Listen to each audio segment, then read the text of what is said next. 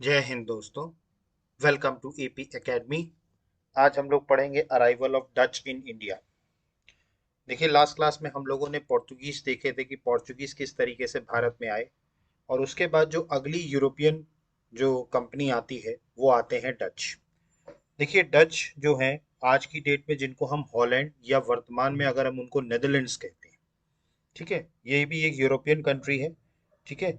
देखिए, जैसे कि पोर्चुगीज जैसे ही भारत में आए, ठीक है, उसके बाद उन्होंने बहुत सारा प्रॉफिट कमा करके जब वो वापस गए, तो बहुत सारी कंपनियों को ऐसा लगा कि भारत और जो मध्य ईस्ट एशिया है, साउथ ईस्ट एशिया है, यहाँ पर पोटेंशियल बहुत ज़्यादा है और बहुत ज़्यादा यहाँ के सामानों की डिमांड यूरोप में है। तो उसके देखा देखी में फिर और भी अलग अलग जितने भी देश थे, उन्होंने भी सोचा कि एक कंपनी बना करके भारत भेजा जाए। तो उसमें जो सेकंड नंबर पर आते हैं वो आते हैं डच। ठीक है। लेकिन डच जो थे वो इंडिया में डायरेक्ट नहीं आए थे। ठीक है। वो सबसे पहले गए थे इंडोनेशिया के सुमात्रा में।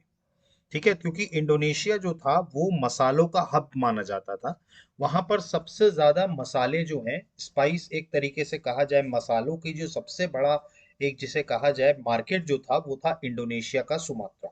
ठीक है।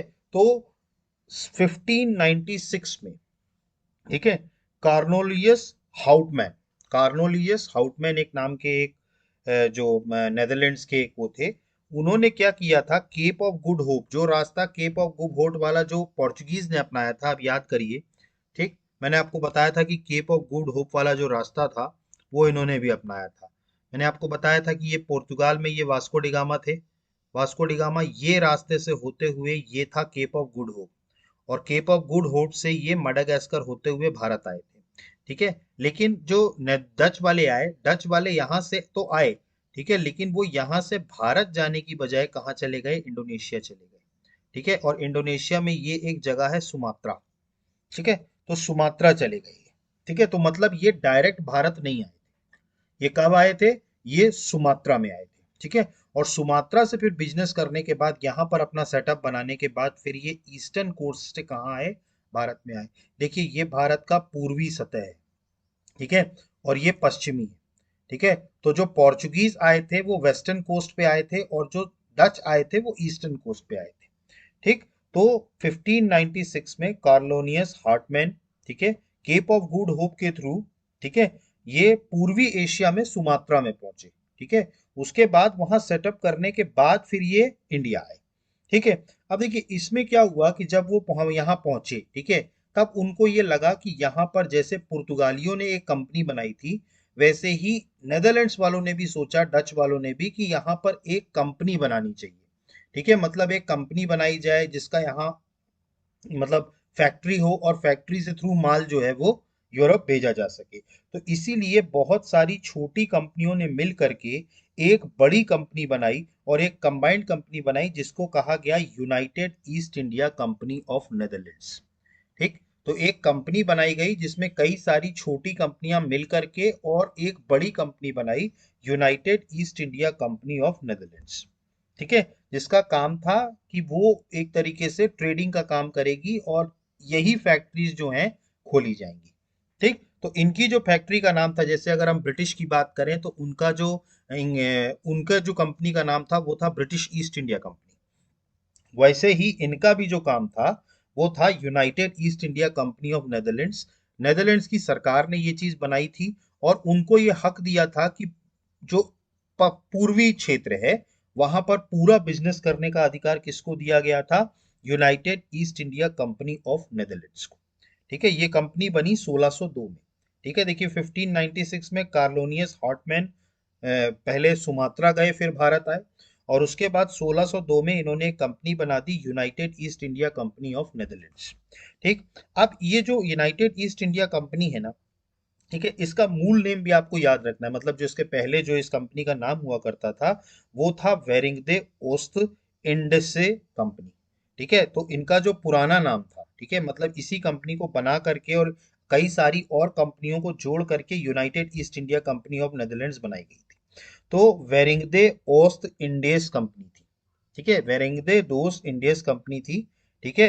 और जो डच की जो संसद थी, डच की जो पार्लियामेंट थी, उन्होंने एक चार्टर के जरिए, ठीक है, कंपनी को युद्ध करने, संधि करने, इलाके जीतने और किले बनाने का अधिकार भी दे दिया था। ठीक है, मतलब ये मतलब कंपनी को ये अधिकार दे दिया गया था कि आप युद्ध भी कर सकते हैं, आप संधि भी कर सकते हैं, इलाके को जीतना और किले बनाने का काम। ठीक है, मतलब फोर्टिफिकेशन करने का काम। तो ये सारे अधिकार किसने दिए? डच पार्लियामेंट ने। ठीक, तो ये इस तरीके से कंपनी बन गई। ठीक है, और देखिए ईस्ट इंडिया कंपनी जो ब्रिटिशर्स की थी उसमें भी कई सारे शेयर होल्डर्स थे। देखिए एक कंपनी में कोई एक मालिक अगर नहीं होता, कई सारे शेयर होल्डर्स होते हैं, तो उसको शेल कंपनी कहते हैं। शेल कंपनी मतलब ऐसी कंपनी होती है, सॉरी शेल कंपनी नहीं, सॉरी उसको मतलब एक वेरियस शेयर होल्डर्स की कंपनी कहा जाता है। Shell company, I am sorry, गलत गलत मेरे मुंह से गलत निकल गया। उसको एक यूनाइटेड इसीलिए कहा गया क्योंकि वो कई सारे शेयर होल्डर्स या कई सारी इंडस्ट्रीज को मिला के एक बड़ी इंडस्ट्री बनाई गई थी। ठीक, और नेदरलैंड्स की जो डचों की जो कंपनी थी और अंग्रेजों की जो कंपनी थी उनमें फर्क बस ये था कि डचों की जो कंपनी थी वो सरकारी कंपनी थी। सरकारी का मतलब था एक तरीके से पब्लिक सेक्टर, जिसमें 50% से ज्यादा शेयर सरकार के होते हैं। बाकी शेयर्स पब्लिक के होते हैं, लेकिन 50% से ज्यादा शेयर्स किसके होते हैं? सरकार के होते हैं। तो ऐसे सरकारी कंपनी थी। लेकिन जो ब्रिटिशर्स की जो कंपनी थी ईस्ट इंडिया कंपनी, वो बिल्कुल प्राइवेट लिमिटेड थी। ठीक है, उसका सरकार से कोई खास लेना देना नहीं था। ठीक, तो इस तरीके से डचों ने, ठीक है, इस तरीके से डच आए। ठीक है, और इन्होंने अपनी सबसे पहली फैक्ट्री, ठीक है, सबसे पहली फैक्ट्री जो है वो यहाँ पर आंध्र प्रदेश में एक जगह है जिसका नाम है मसूलीपट्टनम। ठीक है, तो आंध्र प्रदेश में एक जगह है जिसका नाम है मसूलीपट्टनम। ठीक है, तो इन्होंने अपनी जो सबसे पहली फैक्ट्री लगाई थी, ठीक है, वो कहाँ लगाई थी? वो कहाँ लगाई थी? मसूलीपट्टनम, आंध्र प्रदेश में 1605 में। ठीक है, 1605। देखिए 1596 में कार्लोनियस हार्टमैन आया, 1602 में कंपनी बनी, और 1602 में कंपनी बनने के बाद 1605 में उसने सबसे पहली फैक्ट्री खोली मसूलीपट्टनम, आंध्र प्रदेश में, जो कि ईस्टर्न कोस्ट पे था। ठीक है, मैंने आपको बताया था पुर्तगाली जो आए थे वो वेस्टर्न कोस्ट से आए थे, और जो पोर्चुगीज जो डच आए वो ईस्टर्न कोस्ट से आए। ठीक है, तो इस तरीके से 1605 में मसूलीपट्टनम आंध्र प्रदेश में इनकी सबसे पहली फैक्ट्री बनी। ठीक है, इसके अलावा अगर हम बात करें तो जो इनकी डचों की जो कंपनी थी, ठीक है, डच जो थे, इन्होंने बेसिकली भारत में, चूंकि देखिए भारत में तीन चीजें मैंने आपको बताया था जिसके कारण, जिनकी यूरोप में डिमांड बहुत ज्यादा थी। एक तो भारत के मसाले, दूसरा भारत के कपड़े जो कॉटन के थे और सिल्क के कपड़े, ये इसकी डिमांड यूरोप में बहुत ज्यादा थी। ठीक, तो जब ये डच वाले इंडोनेशिया सुमात्रा गए तो देखिए वहां पर मसालों की इनको पूरी खेप मिल गई। तो भारत में जो इन्होंने प्रमोट किया, जैसे पोर्चुगीज जो थे वो मसाला लेके गए थे भारत से, वास्को डी गामा, लेकिन इन्होंने क्या किया, मसाले की जगह पर भारतीय वस्त्रों को, मतलब भारतीय इंडियन क्लोथ्स को, उसके व्यापार को ज्यादा बढ़ाया यूरोप में। तो एक तरीके से कहा जाए तो इंडियन क्लोथ्स को सबसे ज्यादा अगर शुरुआती लेवल पर किसी ने प्रमोट किया तो वो डचों ने किया। डच मसाला उतना भारत से नहीं ले गए, कारण क्या था कि मसाला वो ऑलरेडी सुमात्रा इंडोनेशिया वाले रीजन में ले गए थे। ठीक है, तो मसाला उनके पास ऑलरेडी था। उन्होंने भारत से क्या एक्सपोर्ट किया यूरोप के लिए? भारतीय वस्त्र, भारतीय कपड़ों का व्यापार किया। इसीलिए इंडियन क्लोथ्स का जो एक्सपोर्ट था, ठीक है, उसका जो एक तरीके से कहा जाए, उसको एक्सपोर्ट का एक प्रोडक्ट बनाने के पीछे डच का एक बहुत बड़ा हाथ रहा। ठीक है, मतलब सबसे पहले डची थे जिन्होंने भारत से कपड़ों को एक्सपोर्ट के रूप में बाहर ले गए थे। क्लियर है? ठीक, तो ये मसालों पर ध्यान ना दे करके किस पर ध्यान दिया था इन्होंने? इन्होंने वस्त्रों पर ध्यान दिया, इंडियन क्लोथ्स पे ध्यान दिया। ठीक, अब इसके बाद क्या हुआ? 1610 में, 1610 में, 1610 की अगर हम बात करें तो 1610 में डचों ने अपनी दूसरी फैक्ट्री स्टैब्लिश करी। और ये कहां करी? ये तमिलनाडु का रीजन है, तमिलनाडु में एक जगह है पुलिकत। ठीक है, तो पुलिकट नाम की एक जगह है जहां पर इन्होंने अपनी दूसरी फैक्ट्री लगाई, डचों ने। सबसे पहली फैक्ट्री कहां लगाई थी? आंध्र प्रदेश मसूलीपट्टनम में। और दूसरी फैक्ट्री कहां लगाई? पुलिकेट, तमिलनाडु में। ठीक है, तो पुलिकेट जो तमिलनाडु का क्षेत्र था, वहां पर अपनी दूसरी फैक्ट्री लगाई। और यहीं पर इन्होंने सबसे पहले, अगर हम बात करें तो जो सबसे पहली फैक्ट्री जिसका फोर्टिफिकेशन किया गया, किलेबंदी, वो इसी की गई थी। डचों ने जो पुलिकेत तमिलनाडु में जो कंपनी बनाई थी, ये इनकी सबसे पहली फोर्टिफाइड फैक्ट्री थी, किलेबंदी वाली, जिसको किलाबंदी कर दिया जाएगा। ठीक है, तो सबसे पहले फोर्टिफिकेशन इन्होंने 1610 में बनाई हुई कंपनी पुलिकेत में किया। ठीक, इसके बाद फिर इन्होंने धीरे धीरे पीपली, चिंसुरा, बंगाल में, यहां पर भी धीरे धीरे अपनी फैक्ट्री खोलना शुरू किया। ठीक है, अंततः डच धीरे धीरे बिजनेस करते रहे, लेकिन अंततः 1759 तक आते आते इनका कन्फ्लिक्ट हुआ अंग्रेजों के साथ, ब्रिटिश ईस्ट इंडिया कंपनी के साथ। ठीक है, और ब्रिटिश ईस्ट इंडिया कंपनी ने इनको 1759 में बुरी तरीके से हराया। ठीक है, और जितने भी डच वाले थे उनको इंडिया से बाहर भगा दिया, और उसके बाद फिर डचों का जो केंद्र रह गया वो सिर्फ क्या रह गया, इंडोनेशिया, सुमात्रा वाला रीजन। ठीक, तो इस तरीके से डच जो हैं वो भारत आए। ठीक है, उन्होंने भारत में डायरेक्ट एंट्री नहीं ली, सबसे पहले वो गए सुमात्रा, वहां से फिर एंट्री ली, और धीरे धीरे करते करते इन्होंने भी भारत में बिजनेस बढ़ाया, लेकिन अंततः 1759 में आते आते क्या हो गए, इनको अंग्रेजों ने हराया और भारत से इनकी विदाई कर दी। और उसके बाद फिर ये कहाँ सेटल हो गए, इंडोनेशिया और सुमात्रा में। ठीक, तो यहां तक आपको समझ में आया डचों के बारे में। ठीक, तो डचों के बारे में अगर हम बात करें, तो सबसे पहला पॉइंट हमने क्या पढ़ा था कि डच जो आए वो पोर्चुगीज के बाद आए, the Dutch came after the Portuguese. इसके अलावा बात करें, डच जो हैं वो आज का जो हॉलैंड है, जो हॉलैंड में रहते थे। ठीक है, अगर हम प्रेजेंट डे की बात करें तो प्रेजेंट डे में हम उसको नेदरलैंड्स कहते हैं। ठीक, इसके अलावा अगर हम बात करें तो 1596 में मैंने आपको बताया था, कॉर्नलियस हॉटमैन, ठीक है, ये सुमात्रा पहुंचे, East Asia, via Cape of Good Hope, the first Dutch in India as well. और यही क्या पहुंचे फिर ईस्टर्न कोस्ट से कहाँ पहुंचे, भारत पहुंचे।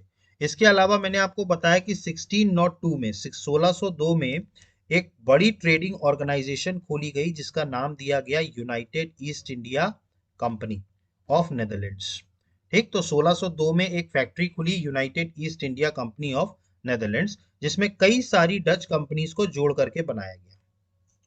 इसके बाद बात करें तो जो ओरिजिनल नेम था यूनाइटेड ईस्ट इंडिया कंपनी का नेदरलैंड्स की, वो था वेंडगे ओस्ट इंडिसे कंपनी, वीओसी, वेंडगे वेंडगे ओस्ट इंडिसे कंपनी। ठीक है, और इसके अलावा डच पार्लियामेंट ने इनको चार्टर दिया कि कंपनी जो चाहे वो युद्ध भी कर सकती है, ट्रीटी भी कर सकती है, कोई भी टेरिटरी कॉन्कर कर सकती है और फोर्टिफिकेशन कर सकती है। ये सारे अधिकार इनको किसने दिए, डच पार्लियामेंट ने।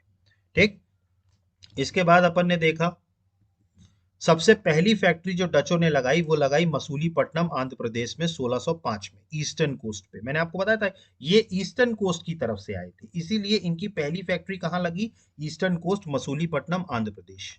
इसके बाद बात करें तो डच का जो ट्रेडिंग सिस्टम था वो कोऑपरेटिव मींस में था। देखिए कोऑपरेटिव मैंने आपको बताया था, जब कई सारी छोटी छोटी कंपनियां मिलकर एक बड़ी कंपनी बनाती हैं तो उसको कोऑपरेटिव कहते हैं। ठीक है, और इसी को जॉइंट स्टॉक कंपनी कहा जाता है। देखिए सबसे पहली जॉइंट स्टॉक कंपनी बनी इंडिया में। ठीक है, तो पहली जॉइंट स्टॉक कंपनी का मतलब क्या था, ऐसी कंपनी जिसमें कई सारे शेयर होल्डर्स हैं।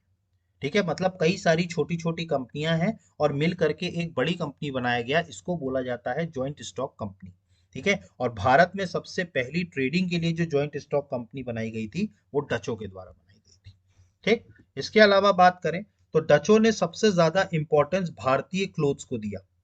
ठीक है, मतलब स्पाइसेस जो हैं उसके अलावा जो भारतीय कपड़े थे। ठीक है, और डचों को ही ये क्रेडिट जाता है for making Indian textile and export item. ठीक है, तो भारतीय वस्त्रों को एक एक्सपोर्ट आइटम बनाने में सबसे बड़ा हाथ किसका जाता है, डचों का। ठीक है, डचों ने भारत के वस्त्रों का वो किया। 1610 में डचों ने एक दूसरी अपनी फैक्ट्री बनाई पुलिकेत में। मैंने आपको बताया पुलिकेत, पुलिकेत कहाँ पर है, तमिलनाडु में। ठीक है, यहाँ पर इन्होंने अपनी दूसरी फैक्ट्री बनाई और इसको नाम दिया गोल्ड्रिया। ये आपको नाम याद रखना है, अपनी जो सेकंड फैक्ट्री बनाई थी इसको नाम क्या दिया, गोल्ड्रिया। और ये एक लौता डच का सेटलमेंट भारत में था जिसका फोर्टिफिकेशन किया गया था, मतलब जिसकी किलेबंदी करी गई थी। ठीक है, तो डचों का एक लौता ऐसा एस्टेब्लिशमेंट भारत में जिसकी किलेबंदी की गई थी वो किसका था, डचों का था। ठीक है, इसके अलावा बात करें तो बंगाल में भी डचों ने फैक्ट्रीज को स्टैब्लिश किया, पीपली और चिंसूरा में। ठीक, इसके अलावा बात करें तो 1759 आते आते तक ब्रिटिशर्स ने क्या किया, कलकत्ता के पास एक जगह है, ठीक है, जिसका नाम है बेदारा, बेदाश। ठीक है, यहाँ पर बेदास का युद्ध हुआ था, ठीक है, बेदश का युद्ध हुआ, और इसमें डचों ने क्या किया था, डचों को बुरी तरीके से किसने हरा दिया था, अंग्रेजों ने। ठीक है, तो डचों को बुरी तरीके से किसने हराया था, अंग्रेजों ने। ठीक है, और अंग्रेजों ने हरा करके इनको कहाँ भगा दिया, भारत से बाहर भगा दिया। ठीक है, तो इस तरीके से डच जो थे, ठीक है, डच जो थे, ठीक है, वो इस तरीके से भारत से 1759 में बाहर हो गए। ठीक, अब इसके बाद जो हमें पढ़ना है अगला, वो ये है, देखिए जब डच भारत में आए, ठीक है, जाहिर सी बात है, भारत में उस टाइम पर कौन सी यूरोपियन कंपनी काम कर रही थी, पुर्तगाली थे। ठीक है, देखिए पुर्तगाली थे। अब देखिए जो भी कंपनी के काम कर रही होती है किसी भी जगह पर, और अगर कोई दूसरी कंपनी वहां पर एंटर करती है, तो जाहिर सी बात है उस कंपनी को प्रॉब्लम होगी, क्योंकि उसका मार्केट कटता है। समझ रहे हैं आप, देखिए अभी तक पुर्तगालियों के लिए 100 साल तक कोई कंपटीशन था नहीं। ठीक, अब डच आ गए। ठीक है, और डचों ने क्या किया, एक तरीके से सब चीजों पर कब्जा करना शुरू कर दिया। ठीक, अब ये बात बुरी लगी पुर्तगालियों को, तो पुर्तगालियों के साथ डचों का कन्फ्लिक्ट बढ़ गया। तो डचों का जो सबसे पहले कन्फ्लिक्ट होता है वो पुर्तगालियों के साथ होता है। ठीक, अब देखिए डचों का ऐसा था कि डचों की, देखिए पुर्तगालियों में मैंने आपको बताया था, पोर्चुगीज की सबसे बड़ी ताकत जो हुआ करती थी वो थी उनकी नेवल पावर। देखिए समुद्री लड़ाई जो थी वो, उसमें वो बहुत ज्यादा निपुण थे। देखिए जमीनी लड़ाई तो यूरोपीय की कोई भी देश नहीं लड़ पाता था, क्योंकि इनकी जो सबसे बड़ी ताकत हुआ करती थी वो नेवल पावर। अब पुर्तगालियों को हराना था तो उनकी नेवल पावर को चैलेंज करना था, और उनकी नेवल पावर को चैलेंज किसने किया, डचों ने किया, क्योंकि डचों की जो नेवल पावर थी वो पुर्तगालियों से अच्छी थी। ठीक है, इसीलिए पुर्तगालियों से जितने भी संघर्ष हुए, ठीक है, उसमें पुर्तगालियों को लगातार हराते गए डच। ठीक है, उनके सारे क्षेत्र जो हैं लगातार छीनते गए, क्योंकि डच जो थे, ठीक है, वो थोड़े से ज्यादा क्या थे, मतलब पावरफुल थे इन कंपैरिजन टू पुर्तगालियों के। ठीक है, अब इसी बीच अगर हम बात करें, ठीक, तो सबसे पहले अगर हम बात करें तो पुर्तगालियों के बहुत सारे जो इस्टेब्लिशमेंट थे भारत में, जो 100 सालों में उन्होंने बनाए थे, धीरे धीरे क्या करने लगे, जो है डच जो है उनसे वो चीजें छीनने लगे। अब इस क्रम में जो है, ठीक है, सबसे पहला जो आया वो आया 1605 में। ठीक है, 1605 में जो था, वहां पर 1605 में ईस्वी में अम्बोयना, अम्बोयना नाम की एक जगह थी, ये पुर्तगालियों से किसने छीन ली थी, डचों ने। ठीक है, तो डचों ने जो सबसे पहले इनसे छीना पुर्तगालियों से, ठीक है, तो वो छीना, अम्बोयना छीन लिया। ठीक है, इसके अलावा 1619 में जकार्ता में भी इनकी एक स्टैब्लिशमेंट थी पुर्तगालियों की, जकार्ता मतलब इंडोनेशिया में, यहां पर भी इनसे इन्होंने छीन लिया। ठीक है, धीरे धीरे। ठीक है, उसके बाद फिर धीरे धीरे इन्होंने, डचों ने मलक्का पर भी कब्जा कर लिया 1639 में, लंका पर भी कब्जा कर लिया 1638 में। तो लगातार आते आते, और इवन 1664 तक जितना भी मालाबार कोस्ट था, मालाबार मतलब केरला वाला, मालाबार जो कोस्ट था वो पूरी तरीके से किसने जीत लिया, डचों ने जीत लिया। ठीक है, मतलब पुर्तगालियों को बहुत बुरी तरीके से हराया गया डचों के द्वारा, और इनके अधिकांश जितने भी उपनिवेश थे सब पर कब्जा किसने कर लिया, डचों ने कर लिया। ठीक, देखिए पुर्तगालियों को लेकर के, देखिए चूंकि पुर्तगाली जो थे ना, ठीक है, वो काफी ज्यादा 100 सालों में भारत के लोगों के बीच में काफी ज्यादा बदनाम हो चुके थे, क्योंकि मैंने आपको बताया था पुर्तगालियों की एक बहुत बड़ी प्रॉब्लम थी। वो एक्चुअली जो बिलोंग करते थे, पुर्तगाली जो थे, वो जो क्रिश्चियनिटी में भी दो मूल हुआ करते थे। देखिए एक तो हुआ करते थे प्रोटेस्टेंट, प्रोटेस्टेंट हुआ करते थे, और दूसरे हुआ करते थे कैथोलिक। ठीक है, तो पुर्तगाली जो थे वो कैथोलिक मानने वाले थे, और वो क्या थे, जो कैथोलिक लोग होते थे, वो क्या होते थे, थोड़ा अपने धर्म के प्रति क्या होते थे, ज्यादा, मतलब एक तरीके से कहा जाए कट्टर होते थे। ठीक है, तो पुर्तगालियों ने क्या करने लगे, वो जबरदस्ती क्रिश्चियनिटी में कन्वर्ट करने लगे भारत के लोगों को, जिससे क्या हुआ, भारत के लोग जो थे वो नाराज होने लगे उनसे। ठीक है, और यही देखिए, अंग्रेजों ने, इसीलिए कहा जाता है कि ब्रिटिश एम्पायर को सबसे ज्यादा पावरफुल वो क्यों बने, क्योंकि वो सिचुएशन को देख करके चीजों को किया करते थे। अभी हम आगे अंग्रेज पढ़ेंगे तो आप देखेंगे वो लोग हर चीज को कैलकुलेट करके करते थे, उन्होंने कभी भी जबरदस्ती नहीं करा, क्योंकि उनको पता था कि उनको यहाँ स्टे करना है, उनको यहाँ पर अपने एम्पायर को सुदृढ़ करना है। लेकिन पुर्तगालियों के साथ ऐसा नहीं था, तो जिसके कारण जो स्थानीय शासक थे या जो स्थानीय लोग थे, वो भी पुर्तगालियों से इसी बात को लेकर के बहुत ज्यादा नाराज थे। ठीक है, और इसी कारण से इसका भी फायदा किसको मिला, डचों को मिला। ठीक है, जब डच आए तो पुर्तगालियों की जो गुंडई चल रही थी, पुर्तगालियों की जो बदमाशी चल रही थी, उसको कहीं ना कहीं इन्होंने क्या किया, न्यूट्रलाइज किया, और इसका फायदा डचों को मिला।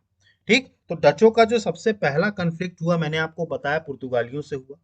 पुर्तगालियों से देखिए, डच जो भारत में एक्सपांशन चाह रहे थे, तो उनको किसने स्ट्रगल करना पड़ा, पुर्तगालियों से, क्योंकि देखिए कोई भी एग्जिस्टिंग कंपनी होगी वो नहीं चाहेगी कि कोई और कंपनी आकर के उसका बिजनेस वो करे।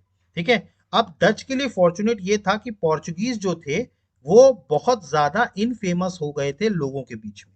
इनफेमस क्यों हो गए थे, ये गुंडई कर रहे थे, जिस तरीके से कार्टेज सिस्टम इन्होंने चलाया था, इससे स्थानीय शासक इनसे बहुत ज्यादा नाराज थे। इसके अलावा अगर हम बात करें तो ये जबरन धर्म परिवर्तन करवा रहे थे, जिसके कारण भी लोग इनसे बहुत नाराज थे।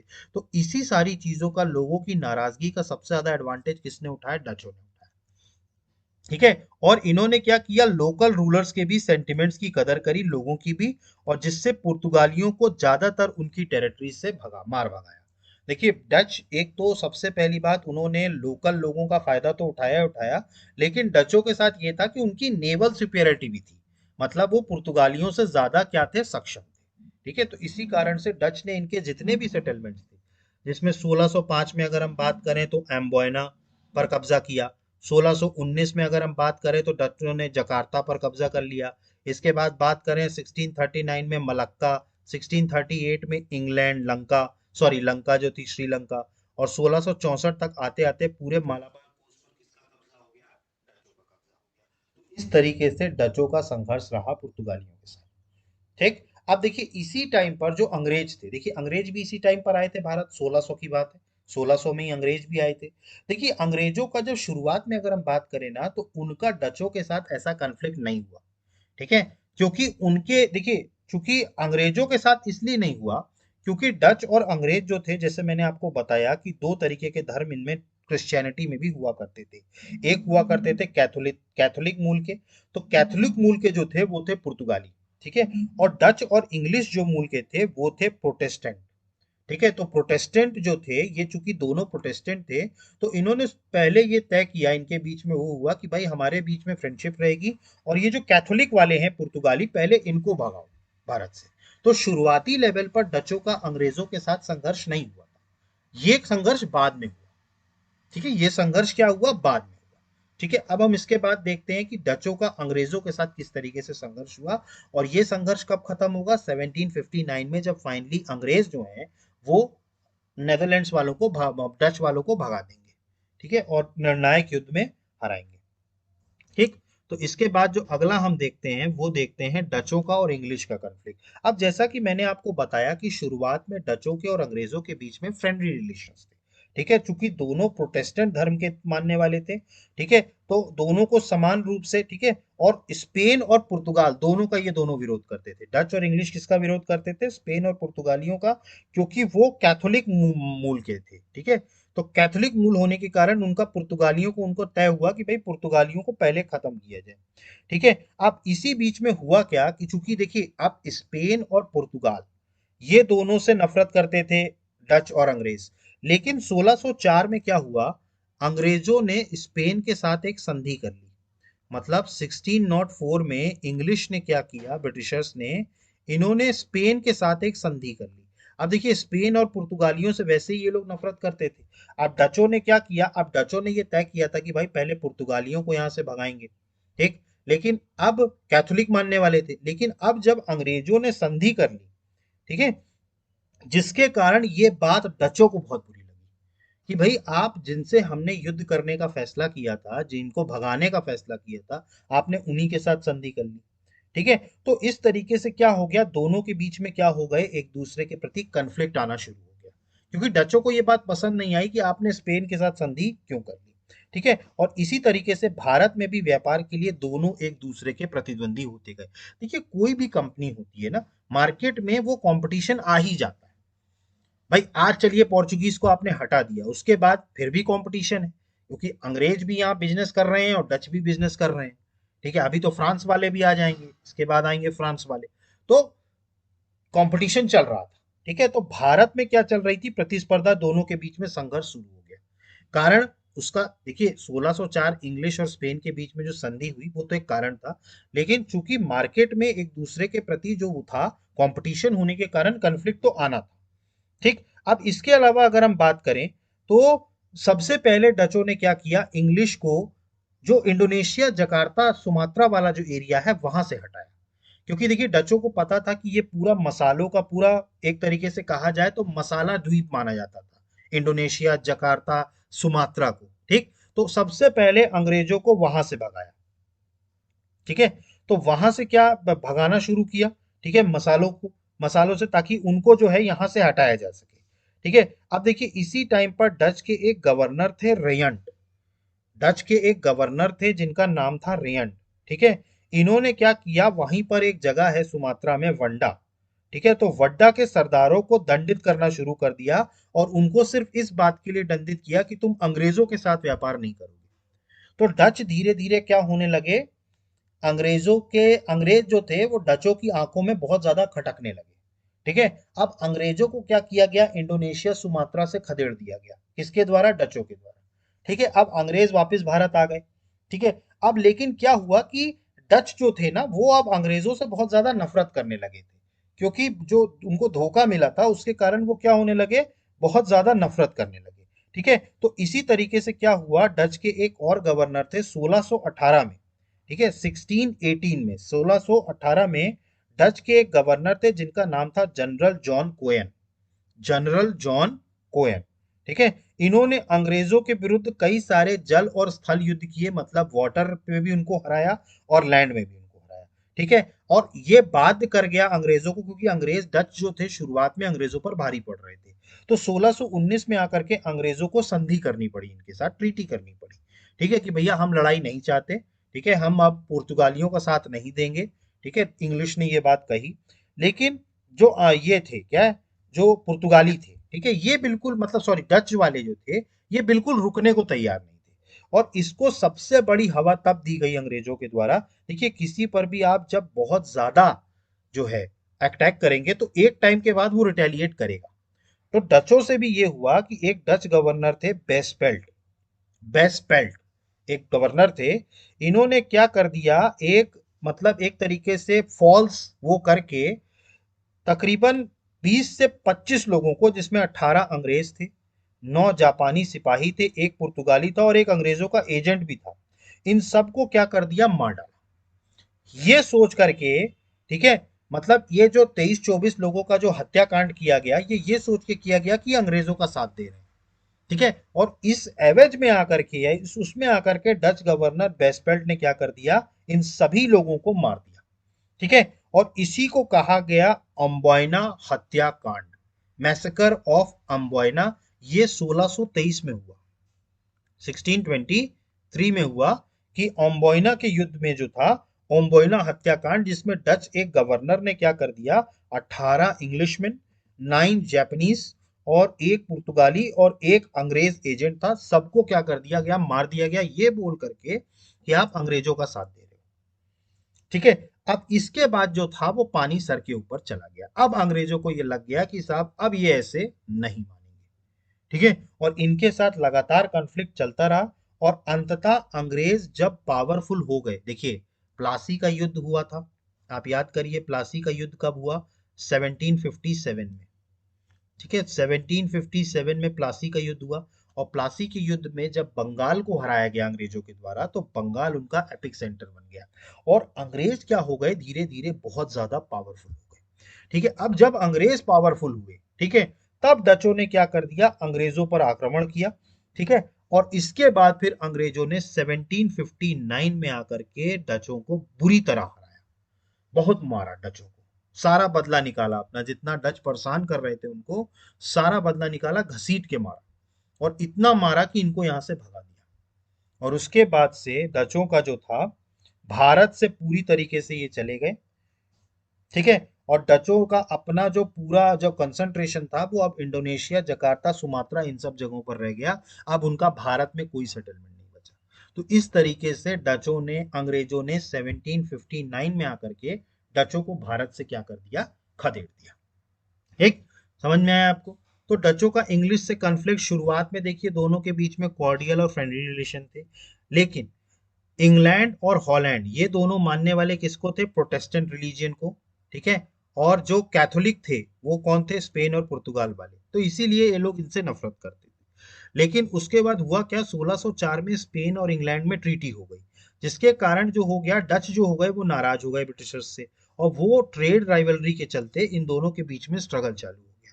सबसे पहले तो ब्रिटिशर्स को स्पाइस आइलैंड से, स्पाइस आइलैंड मतलब अपना जो जामात्रा, सॉरी, इंडोनेशिया सुमात्रा वाला जो एरिया है, ठीक है, उसी टाइम पर डच के एक गवर्नर थे रयन, उन्होंने एक वांडा के चीफस्टन थे उनको पनिश किया इस बात के लिए कि वो ब्रिटिशर्स के साथ ट्रेड करेंगे, ठीक है, और ब्रिटिशर्स को एम्बोइना से भगा दिया, ठीक है, एम्बोइना जो क्षेत्र था वहां से क्या कर दिया, अंग्रेजों को क्या कर दिया इन्होंने, भगा दिया।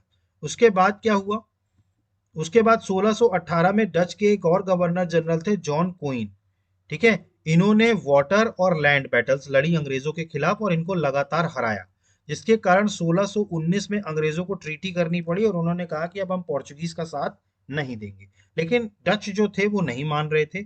इसके बाद भी इतना ज्यादा हेट्रेड था डचों के और ब्रिटिशर्स के बीच में कि एक स्टेज पर आके डच गवर्नर बेंसपेल्ट ने ब्रूटली किल कर दिया 18 इंग्लिशमैन, 9 जापानीज सोल्जर्स, 1 पोर्चुगीज और एक इंग्लिश एजेंट था टॉवरसन, ठीक है, और इनको फॉल्स चार्ज में क्या कर दिया, ब्रूटली किल कर दिया। इसी को बोला गया एम्बोयना मैसेकर 1623। अब इसके बाद अंग्रेजों को समझ में आ गया कि भैया अब ये डच जो हैं वो बिना लात खाए नहीं मानेंगे। अंग्रेजों को ये चीज समझ में आ गई। उसके बाद फिर ब्रिटिशर्स ने जो है, ठीक है, वो अपना इंटेंशन इंडिया की तरफ कर दिया, ठीक है, और इसके बाद भी इन दोनों के बीच में स्ट्रगल चलता रहा, लेकिन इंडिया में जैसे ही कलकत्ता इन्होंने 1759 में ब्रिटिशर्स ने क्या कर दिया, क्योंकि अब क्या हो गया था, जो हो गए थे, बेदारा का युद्ध हुआ था, ठीक है, तो 1759 में बेदारा का युद्ध हुआ, जिसमें अंग्रेजों ने किसको हरा दिया, डचों को हरा दिया, और इस तरीके से डच जो थे वो भारत से रवाना हो गए, ठीक है। तो इस तरीके से डचों का ध्यान अब किधर लग गया, सुमात्रा और इंडोनेशिया की तरफ, ठीक। तो डचों का कॉन्फ्लिक्ट आपको समझ में आया, पहला पुर्तगालियों से हुआ और फिर अंग्रेजों से हुआ। अब इनके हार के कारण क्या बने? देखिए डच हारे, जैसे मैंने आपको बताया था, पुर्तगाली जब हारे थे तो हमने पुर्तगालियों के भी कारण पढ़े थे कि भाई किन कारणों से पुर्तगालियों को हार मिली। तो ऐसे ही अब हमें यहाँ पर डचों का भी पढ़ना है कि भाई डचों को भारत में हार क्यों मिली, ठीक है। तो डचों को भारत में हार क्यों मिली? तो जैसा कि पुर्तगालियों के साथ था, डचों ने भी क्या किया, भारतीय ट्रेड को मोनोपलाइज करने की कोशिश की, और उनकी जो पॉलिटिक्स थी वो अनसक्सेसफुल साबित हुई, ठीक है। मतलब पुर्तगालियों की तरह डचों में भी क्या था, जो मतलब अपनी मोनोपोली चलानी थी भारत के ट्रेड पर, वो नहीं चला पाए। तो उसके पीछे के फेलियर के कारण क्या थे डचों के? देखिए डचों की जो सबसे पहला कारण था, जो कि एक तरीके से कहा जाए तो पुर्तगालियों का भी एक कारण था, direct control of the government on the Dutch trading company. देखिए डचों की जो कंपनी थी ना वो गवर्नमेंट कंपनी थी, और देखिए गवर्नमेंट कंपनी जब भी होती है ना, ठीक है, तो वो उतने एंथुजियाज्म से काम नहीं कर पाते। आप कभी भी आप देखिए जो जो गवर्नमेंट जॉब में होते हैं, ठीक है, आप उनका एटीट्यूड देखिएगा, और जो प्राइवेट जॉब में होते हैं आप उनका एटीट्यूड देखिएगा, दोनों के एटीट्यूड में बहुत बड़ा फर्क है। क्योंकि गवर्नमेंट एम्प्लॉय को ये पता है कि मेरी नौकरी कहीं से कहीं तक जाने वाली है नहीं, ठीक है, मेरे को मेरी सैलरी मिलनी ही मिलनी है, मेरा कुछ क्या लेना देना, जो है सरकार का है। लेकिन प्राइवेट में क्या होता है, कंपटीशन होता है। और प्राइवेट में आप देखिए, आप कभी भी चले जाइए बैंकों में, तो जो एक आप पब्लिक सेक्टर बैंक में चले जाइए और आप एक प्राइवेट बैंक में चले जाइए, पब्लिक सेक्टर बैंक के कर्मचारियों का एटीट्यूड और प्राइवेट सेक्टर के बैंक के कर्मचारियों के एटीट्यूड में आपको फर्क समझ में आ जाएगा कि कौन सी गवर्नमेंट बॉडी है और कौन सी प्राइवेट बॉडी है, ठीक। तो चूंकि डच की जो कंपनी थी वो एक गवर्नमेंट बॉडी थी, ठीक है, गवर्नमेंट कंपनी जो है उसमें उतना एंथुजियाज्म नहीं होता जितना प्राइवेट कंपनीज में होता है, और अंग्रेजों की जो कंपनी थी वो प्राइवेट कंपनी थी। देखिए यही फायदा, यही डिफरेंस आपको फ्रांसीसीस में भी दिखेगा। अभी जब हम एंग्लो फ्रेंच वॉर पढ़ेंगे तो फ्रांस का भी हारने का भारत में यही कारण था कि फ्रांस की कंपनी सरकारी थी, उनको हर चीज के लिए परमिशन सरकार से लेनी पड़ती थी, और अंग्रेजों के साथ ऐसा कुछ था नहीं, उनके पास खुद की डिसीजन अथॉरिटी थी, सब कुछ खुद का था। तो इसीलिए उनके अंदर एंथुजियाज्म ज्यादा था, क्योंकि वो एक प्राइवेट कंपनी थी, ठीक है। तो ये जो सबसे बड़ा कारण बना कि डच की जो कंपनी थी वो सरकारी थी, ठीक, और डच की जो और पूरा डिपेंडेंसी उनकी किस पर थी, डच की गवर्नमेंट पर। अब देखिए डच की गवर्नमेंट जो थी वहां पर भी युद्ध में इन्वॉल्व हो गई। ठीक है, यूरोपियन पॉलिटिक्स में भी उनका कंटिन्यूअस वॉर चलता रहा इंग्लैंड के साथ, फिर इसके बाद फ्रांस के साथ। ठीक है, तो जिसके कारण अंग्रेज जो डच सरकार थी, देखिए अब पूरी कंपनी किस पर बेस्ड थी, डच सरकार पर। अब सरकार उधर बिजी है, तो जाहिर सी बात है कि जो डच गवर्नमेंट है, ठीक है, वो इकोनॉमिक इंटरेस्ट जो कंपनीज के हैं उसको प्रोटेक्ट नहीं कर पाएगी, क्योंकि वो अपने लड़ाई झगड़े में लगी हुई है भाई, अपनी सरकार बचाने में लगी, अपनी लड़ाई झगड़े में लगी हुई है। तो ये भी एक बहुत बड़ा कारण था जिसके कारण डच को यहाँ हार मिली, क्योंकि उनकी जो सरकार थी उससे उनको वो असिस्टेंस नहीं मिला। और अंग्रेज क्या थे, वो तो प्राइवेट लिमिटेड थे, तो उनके लिए तो क्या थी, चीजें बहुत आसान थी, जिसके कारण डचों की पावर धीरे धीरे क्या होती गई, कमजोर होती गई। तो ये सबसे पहला कारण था। ठीक है, क्योंकि अंग्रेजों की जो डचों की जो कंपनी थी वो सरकारी कंपनी। इसके अलावा बात करें, अब चूंकि सरकारी कंपनी थी तो करप्शन भी था। ठीक है, तो जो ऑफिस बियरर्स या एम्प्लॉयज हुआ करते थे उनके बीच में करप्शन बहुत हो गया था। देखिए करप्शन क्यों होता है, जब भी कभी आप देखेंगे करप्शन का जो मूल जड़ होती है वो होती है आपको जब प्रॉपर वेतन या सैलरी नहीं मिलती, करप्शन हमेशा वही होता है। आप कभी भी देखिए जहां पर भी आपको अच्छी सैलरी मिल रही होती है या अच्छा आपको अलाउंसेस मिल रहा होता है, वहां पर करप्शन कम होता है। करप्शन का देखिए, मैं ये नहीं कह रहा हूं कि करप्शन नहीं होता, लेकिन करप्शन कंपैरेटिवली कम होता है। अगर आपको अच्छी सैलरी मिलती है तो सामने वाला जो है वो सोचता है कि यार करप्शन क्यों करें जब अच्छी सैलरी मिल रही है तो। ठीक है, तो यहां पर भी क्या हो रहा था, चूंकि डच की सरकार जो थी, कंपनी किस पर डिपेंडेंट थी, डच की सरकार पर। अब डच की सरकार लगातार युद्ध कर रही थी, अब युद्ध करेगी तो जाहिर सी बात है उसका इफेक्ट क्या आएगा, कर्मचारियों पर आएगा। ठीक, तो उन्होंने क्या कर दिया, कंपनियों ने क्या कर दिया, अपने जो कर्मचारी थे उनको वेतन कम कर दिया, मतलब उनके वेजेस क्या कर दिए, कम कर दिए और प्रॉपर नहीं दे रहे थे। जिसके कारण हुआ क्या कि जो एम्प्लॉयज थे, ठीक है, वो क्या करने लगे, अपना खुद का पर्सनल बिजनेस स्टार्ट करने लगे और करप्शन स्टार्ट हो गया, जिसका कंपनी पर सबसे ज्यादा बैड इफेक्ट पड़ा। देखिए यही चीज अंग्रेजों की जो ईस्ट इंडिया कंपनी है ना उनमें भी होगी। आप देखेंगे 1765 से लेकर के 1772 तक, मैं आगे पढ़ाऊंगा, रॉबर्ट क्लाइव और वॉरेन हेस्टिंग्स के टाइम पर ईस्ट इंडिया कंपनी में करप्शन बहुत ज्यादा बढ़ गया था, और इसी करप्शन को रोकने के लिए ब्रिटिश पार्लियामेंट को 1773 में रेगुलेटिंग एक्ट लाना पड़ गया था। हम देखेंगे उसको। ठीक है, तो वहां पर भी यही हो रहा था, एम्प्लॉयज को कम सैलरी दे रहे थे और उनको प्राइवेट ट्रेड करने का अधिकार दे दिया था। इससे क्या हो रहा था, कंपनी को नुकसान हो रहा था, लेकिन जो उनके वो थे अधिकारी थे वो बड़े फायदे में थे। ठीक, तो ये तो करप्शन भी कारण था। इसके अलावा बात करें, अब डचों ने सीधे किनसे भिड़ंत ले ली, ब्रिटिशर्स से। देखिए ब्रिटिशर्स जो थे उन्होंने काफी ज्यादा, ये फेल्ड गलत लिखा हुआ है, ठीक है, ब्रिटिशर्स ने काफी ज्यादा, ये फेल्ड काट दीजिएगा, इस गलत लिखा है। ब्रिटिशर्स ने क्या किया था, अपने पावर और रिसोर्सेज को काफी ज्यादा इंक्रीज कर लिया था। उनकी सी में भी डोमिनेंस स्टैब्लिश हो गई थी और उनके पास एक पावरफुल आर्मी थी। तो जिसके कारण क्या हुआ कि कोई भी यूरोपियंस ब्रिटिशर्स के सामने स्टैंड नहीं कर पाए। आप देखिए पहले ब्रिटिशर्स ने पुर्तगालियों को हराया, फिर अब ये डचों को हराया, उसके बाद अब देखिएगा फ्रांसीसियों को भी हराएंगे, और इस तरीके से ब्रिटिशर्स का पूरा डोमिनेंस भारत पर रहेगा। क्लियर, तो इस तरीके से उनकी चूंकि आर्मी स्टैब्लिश हो चुकी थी, अब डच क्या कर गए, भिड़ गए, क्योंकि अब अंग्रेज क्या हो चुके थे, पावरफुल हो चुके थे। तो जब अंग्रेज पावरफुल हुए तो उन्होंने क्या कर दिया, डचों को खदेड़ दिया। अब इसके कई और रीजंस भी हैं। डचों का ज्यादा ध्यान इंडोनेशिया में रहा। देखिए कभी भी वो भारत में उन्होंने भले ही कॉलोनी बनाई, लेकिन उनका ज्यादातर ध्यान कहाँ था, इंडोनेशिया में। ठीक है, क्योंकि उनका इंडोनेशिया जो था वो उनका एक तरीके से पावर सेंटर था। ठीक है, जिसके कारण इनकी सी पावर भी डिक्रीज हुई। ठीक है, और जो बहुत ज्यादा रिस्पॉन्सिबिलिटी के कारण इसके क्या हुए, ऑर्गेनाइजेशंस भी क्या हो गए, कमजोर हो गए। ठीक है, तो इस तरीके से क्या हुआ, पोर्चुगीज और डच इन दोनों को क्या कर दिया गया, छोड़ दिया गया, इनको छोड़ना पड़ गया ट्रेड कंपटीशन भारत में। और ये अब फील्ड एम्प्टी हो गई बिटवीन फ्रेंच एंड ब्रिटिश। देखिए अब इसके बाद फ्रांस और ब्रिटिशर्स आएंगे, ब्रिटिशर्स के बाद आएंगे फ्रांस। तो फ्रेंच और ब्रिटिशर्स के लिए पूरा हो गया, और इन्होंने भी क्या किया, सुप्रीमेसी के लिए लड़ाई लड़ी, और अंततः अंग्रेजों ने फ्रांस को भी क्या कर दिया, कंसोलिडेट कर दिया, और फिर पूरी तरीके से एक मुक्त राज किसका हो गया, अंग्रेजों का हो गया। ठीक, तो इस तरीके से डचों का आगमन हुआ भारत में। तो आई होप कि आपको सारी चीजें समझ में आ गई होंगी। ये रीजंस थे कि क्यों डच हारे, सरकारी कंपनी होने के कारण, करप्शन होने के कारण, और अंग्रेजों के ज्यादा पावरफुल ना होने के कारण। क्लियर, तो आई होप कि आपको सारी चीजें समझ में आ गई होंगी। इसके बाद भी अगर आपको डाउट उठता है तो प्लीज कमेंट बॉक्स में मेंशन कीजिए। अब इसके बाद जो हम आगमन करवाएंगे वो करवाएंगे अंग्रेजों का। ठीक है, तो अंग्रेज किस तरीके से भारत में आए उसको हम पूरी तरीके से अब नेक्स्ट क्लास में पढ़ेंगे। So guys, thank you, have a good day, जय हिंद, नमस्कार।